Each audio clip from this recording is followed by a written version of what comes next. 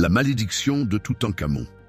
Le pharaon qui défie le temps dans les profondeurs brûlantes de la vallée des rois, là où le sable murmure les secrets des siècles passés, reposait un pharaon oublié.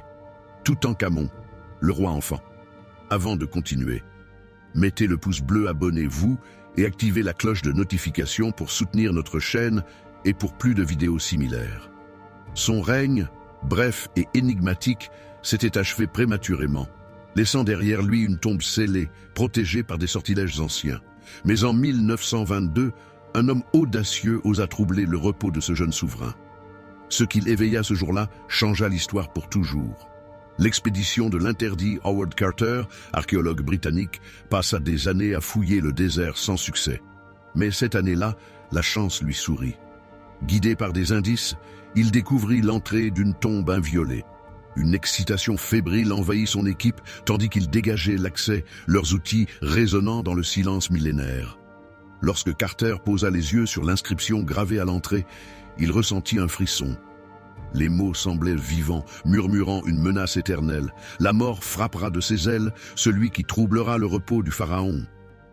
Malgré l'avertissement, l'équipe continua, écartant le sceau, libérant l'air vicié du tombeau. Sous la lumière vacillante de leurs lampes, ils découvrirent des trésors inestimables, des statues en or, des bijoux étincelants et, au cœur de la chambre funéraire, le sarcophage du pharaon. Mais ce triomphe marquait le début d'une série de tragédies inexplicables. Les ailes de la mort.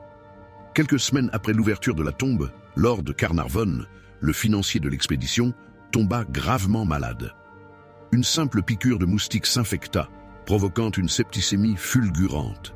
La légende raconte qu'au moment précis où Carnarvon rendit son dernier souffle, les lumières du Caire s'éteignirent, plongeant la ville dans les ténèbres.